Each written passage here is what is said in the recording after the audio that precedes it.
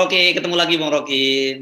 Ini walaupun pemilu itu sebenarnya belum jelas apakah akan lanjut atau tidak karena ketiadaan anggaran, tapi ternyata para capres ini terus bergerilya, tim-timnya juga bergerilya. Ganjar yang kita pikir tadinya setelah diminta untuk membacakan rekomendasi pada Rakernas PDIP yang sudah menyerah, ternyata enggak juga gitu, relawannya terus jalan. Dan juga kita lihat baca misalnya lewat akun-akun media sosialnya, walaupun tidak hard selling lagi, Ganjar masih tetap jualan juga gitu. Bung Rocky ya, ini Anda bisa lihat sendiri deh, ini yang ya ini Ganjar menampilkan foto, itu lukisan, saya kira lukisan di belakang bak mobil yang menyatakan bahwa sabar itu penting. Itu pokoknya kira-kira nanti orang yang sabar akan tetaplah dapat rezekinya. Jadi ini sebenarnya sinyal. Anies juga begitu ya, saya kira. Dan kemarin Anies sudah mulai speak up, dia diwawancarai oleh Wall Street Journal gitu ya. Nah, ini pertama kalinya Anies bicara kepada media asing. Nah, menurut saya masih relevan nggak sih para mereka ini? Mereka kan tahu nggak bahwa pemilu itu belum tentu jadi gitu ya? Ya, saya tahu kasakusuk semua calon itu. Yang utama tentu Ganjar, Anies, dan Pak Prabowo itu tiga star yang sedang dipaksa untuk melangit gitu. Tapi mungkin langitnya gelap sehingga bintang-bintang itu nggak kelihatan tuh. Tetapi di bawah nggak kelihatan di atas, tapi kita bisa rasakan itu bahwa banyak fasilitas yang akhirnya dipakai secara diam-diam untuk mempromosikan seseorang itu. Kemarin saya di daerah Jawa Timur, Gresik, Surabaya, segala macam, dan setiap kali berhenti ngopi itu dengar ocehan orang tuh. Satu hari saya makan soto di Surabaya itu, lalu datang beberapa purnawirawan yang ya dekat dengan Pak Prabowo pasti, dan ya sekedar bercerita tapi antara serius dan nggak serius bahwa ada konsolidasi ya, Gerindra dengan para purnawirawan di daerah-daerah tuh, dan Pak Prabowo datang buat ya menyapa atau memberi sinyal bahwa beliau harus jadi presiden. Kira-kira Pak Prabowo kan lebih jujur mengatakan bahwa itu dia punya determinasi untuk jadi presiden itu.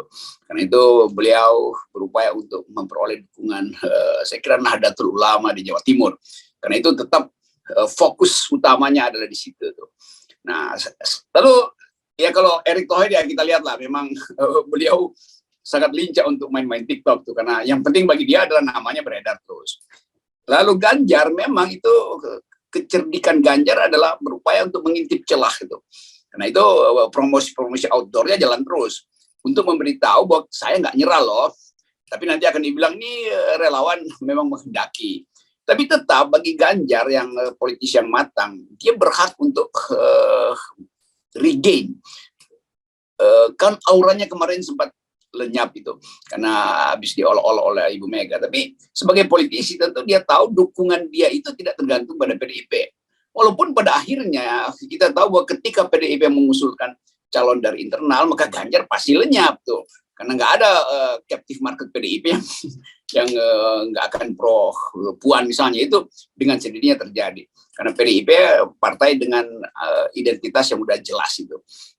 Bayangkan misalnya kalau Ganjar akhirnya disuruh nyalek dan yang nampung Ganjar adalah Nasdem dan PKS misalnya. Ya jelas masa PDIP nggak mungkin ke PKS. Dan nggak mungkin juga ke Nasdem, kan masih ada friksi antara Bu Mega dan Pak Surya Paloh. Jadi jelas Ganjar tetap ingin dia dilamar oleh PDIP. Sinyalnya begitu aja tuh. Nggak mungkin dia minta dilamar oleh PKS, oleh bahkan Gerindra segala macam. Hanya itu keahlian Ganjar. Sebaliknya Anies mengerti posisi dia tuh.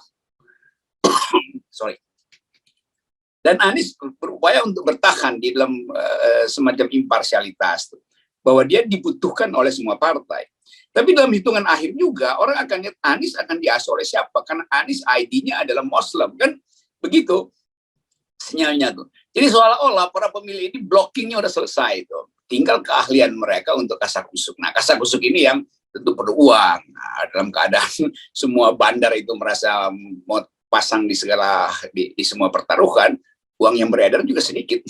Nah, kalau uang yang beredar juga banyak, ya itu terbagi habis di antara mereka tuh kan. Nah, itu jebakan dari 20% sebetulnya. Uang bandar-bandar ini juga habis di antara mereka. Nah, itu pasti akan membuat kegelisahan, nih siapa yang mau dapat nih. Jadi ini masih panjang tuh. Dalam keadaan semacam itu, ekonomi mengintip dari belakang. Ini bakal bangkrut negara ini.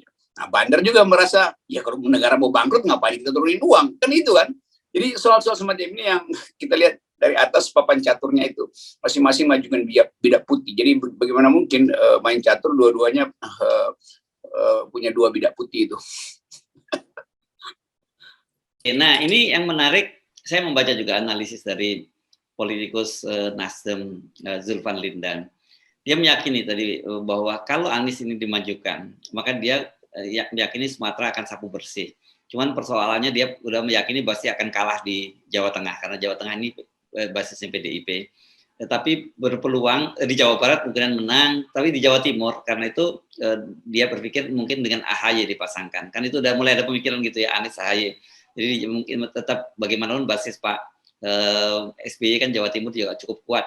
Nah, berkaitan dengan Ganjar, saya kira kalau itu sudah dinyatakan oleh Bambang Pacul, kalau dia akan maju dari partai lain, dipastikan dia akan kalah di Jawa Tengah gitu. Bambang Pacul sudah menyatakan begitu, dan kita percaya kalau PDIP apapun, kalau Ganjar tidak diusung PDIP, meskipun sekarang dia jadi gubernur Jawa Tengah, dia nggak akan punya captive market di situ kan gitu. Ya itu, jadi ambisi Anies akhirnya harus diperlihatkan tuh. Dan mestinya Anies yang proaktif kan, ya bilang aja dia deklarasi dengan segala macam risiko bahwa oke, karena ukuran dan hitungan elektabilitas sudah dipenuhi, dia langsung deklar aja saya siap untuk memimpin negara ini, sehingga semua orang akhirnya melakukan kalkulasi berdasarkan afirmasi dari Anies. Jadi kalau Anies nggak kasih afirmasi, ya pemodal dan konstituen partai lain juga merasa bagaimana? Apakah Anda menunggu dilamar atau Anda menganggap bahwa Anda cukup kuat untuk menyatakan diri, silahkan lamar saya sekarang. Itu sebetulnya tuh intinya tuh. Nah, partai-partai yang kira-kira mengambil bagian yang moderat dari Anies, kan captive market Anies adalah Muslim politics. Nah, Golkar sebetulnya juga merasa bahwa oke, bagian teknokratis Anies sesuai dengan kami. Demokrat melihat bagian konseptual, Yunto, akademis Anies itu sesuai dengan AHY. Jadi lebih enak itu lihatnya tuh. Sehingga muncul semacam analisis bahwa Anies mewakili baik Muslim, tapi juga mewakili teknokrat kayak Golkar, dan mewakili visi muda seperti pada Demokrat. Itu sebetulnya bisa langsung jalan tuh kalau proyek itu langsung diucapkan. Tapi Anies mesti ambil inisiatif tuh. Dan kita bersiap-siap untuk mendukung triumvirat ini. Golkar, Anies, Golkar, dan Demokrat. Nah, Anies pasti merasa bahwa bisa enggak dia tempuh itu tuh? Dihalangi apa enggak tuh? Nah, ini ukuran dari seorang pemimpin, kan masyarakat menganggap ini Anies kasih sinyal dong gitu. Ya kan kita disuruh menunggu seolah-olah akan terjadi, padahal kita tahu bahwa Anies nggak punya tiket. Jadi justru Anies yang mesti katakan bahwa saya secara afirmatif mampu untuk mengatasi keadaan ini di 2024. Gampang itu. Oke, tapi kan kita selalu menyinggung bahwa ke depan itu kita tidak boleh modalnya hanya popularitas atau elektabilitas, karena circumstance atau situasi atau global sekarang ini membutuhkan seorang figur yang kuat gitu ya, Bung Rocky. Dan saya kira kalau kemudian dibatasi hanya mereka saja, kita misalnya pilihan-pilihannya hanya Ganjar, pilihan Anies atau Prabowo, ini kan membuat kita juga jadi pilihan-pilihan yang terbatas gitu. Paling kemudian melirik puan nggak dihitung dan sebagainya. Saya kira harusnya mulai wacana kita buka lebih lebar lagi ya, Bung Rocky. Dengan begitu publik juga mulai aware dengan persoalan ini. Ya, saya anggap tadi analisis saya itu didasarkan pada keadaan real di masyarakat. Ya. Tapi kita mesti paham juga bahwa ada yang sebetulnya masih disembunyikan atau tersembunyi karena orang ragu untuk bertanding dalam wilayah yang tanpa tiket itu kan. Ya. Nah, kalau kita perluas dengan politik non tiket, kita mesti bayangkan bahwa peristiwa politik ke depan itu akan mengubah banyak situasi kalau dimunculkan. Karena banyak betul kapasitas kita untuk melahirkan pemimpin di luar tiket itu kan. Tetap ada Gelora, tetap ada Fachri Hamzah yang sebetulnya politisi yang bagus, tapi karena ada kesulitan untuk membangun partai. Ada tokoh-tokoh di PKS dari NTB itu, gubernur NTB yang bagus itu, Zulkifli Mansyah, Zulkifli Mansyah itu, bahkan di kalangan NU ada Yeni Wahid yang juga lagi bertengkar dengan Caimin, tapi orang tahu bahwa Yeni juga punya potensi kepemimpinan. Jadi bagian ini kita olah lah soal-soal semacam ini. Tentu kalau semuanya nggak bisa ya kita aja maju gitu. Melalui partai ini menarik nih, karena banyak juga loh Anda yang mendorong Anda karena begini, katanya jangan hanya berhenti jadi presiden akal sehat gitu, karena negara juga perlu akal sehat juga, begitu Bung Rocky. Iya, dan koalisi akal sehat ini kan akan berlangsung kalau 0% nggak diiyain, kita bikin koalisi akal sehat dengan deklarasikan lembaga Liga Boikot Pemilu tuh. Jadi bagian-bagian ini yang mesti kita dorong sebetulnya. Ada Rizal Ramli yang kuat analisis globalnya, makroekonominya bagus tuh. Jadi semua hal-hal semacam ini, kita sebut aja partai non-tiket ini, ya mesti kita dorong dong. Karena nggak mungkin terus-menerus kita menganggap bahwa yang dipilihkan oleh lembaga survei itu yang paling bermutu. Ya itu omong kosong juga tuh. Jadi tetap kita mesti jujur bahwa demokrasi itu mesti dihidupkan oleh sebanyak mungkin tokoh dalam kompetisi yang fair. Ya. Ini tapi menarik ini. Ini untuk pertama kalinya Anda menyatakan bahwa Anda siap maju. Ini tadi serius atau bercanda, Bung Rocky? Apa susahnya mimpin negara ini kan? Karena orang selalu tunggu ya Anda bicara-bicara doang, ya memang politik mesti bicara-bicara kan. Tapi kemampuan kita untuk membayangkan satu perubahan itu yang lebih penting daripada menganggap bahwa ya udahlah kasih aja pada mereka yang digoyang-goyang oleh lembaga survei itu. Tetap kita ingin bahwa di luar itu ada fasilitas yang dimungkinkan, yaitu politik nggak boleh terbagi habis dalam partai politik. Karena itu kita sebetulnya dorong walaupun tidak dimungkinkan oleh konstitusi calon independen atau calon yang dihasilkan oleh gejolak politik itu. Sekarang buruh lagi berupaya untuk mengaktifkan kembali politiknya tuh, itu politik keadilan. Ada Jumhur Hidayat tuh yang cukup bergerak secara masif di daerah tuh. Tokoh yang paling berani sekarang adalah Lanyala tuh. Kenapa kita nggak dorong Lanyala misalnya tuh? Ibu Susi juga punya potensi. Jadi semua orang atau Najwa Shihab segala macam. Kan nggak bisa kita bayangkan bahwa sumber kepemimpinan di depan itu cuma datang dari kader-kader partai politik kan. Padahal kita tahu partai politik itu adalah disogok oleh negara seringkali hanya untuk membenarkan kekuasaan proyek-proyek strategis yang gagal semua itu kan. Jadi tetap kita bedakan antara yang formal, tentunya KPU, partai segala macam, tapi yang non formal ini yang justru bisa menjadi arus deras nanti itu. Dan peristiwa-peristiwa di dunia kita tahu. Tiba-tiba di Prancis ada orang yang namanya Macron dan menyodok dengan partai kecil dalam 2 minggu bikin partai jadi itu. Jadi semua hal dimungkinkan, anything goes. Justru dalam keadaan air lagi keruh, kalau air lagi jernih kita tahu siapa yang main.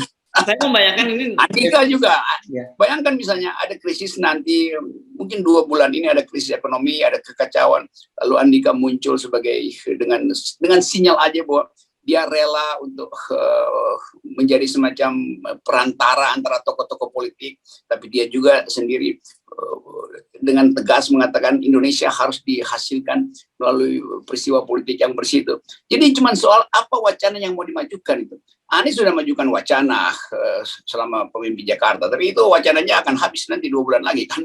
Andika juga begitu tuh, dalam 2 bulan lagi habis tuh. Jadi mumpung masih ada waktu, ucapkan wacana, dan wacana itu mesti betul-betul bermutu tuh. Dan yang bermutu itu biasanya yang radikal. Radikal dalam arti dari dasar dia bongkar masa depan kita. Ya. Ini saya kira pernyataan hari ini Anda besok bisa muncul di media bahwa Rocky Gerung siap untuk jadi capres independen tahun 2024 gitu. Ya, kalau nggak ada, kalau itu diucapkan itu artinya kita deklarasinya di channel ini lewat FNN. Oke. Dan itu saya kira bisa terwujud kalau dengan 0% ya, Bung Rocky ya. Iya, itu selalu itu. Jadi semua soal bisa kita hasilkan melalui garis start yang sama, 0%. Siapapun dia. Oke, terima kasih Bung Rocky. Mantap.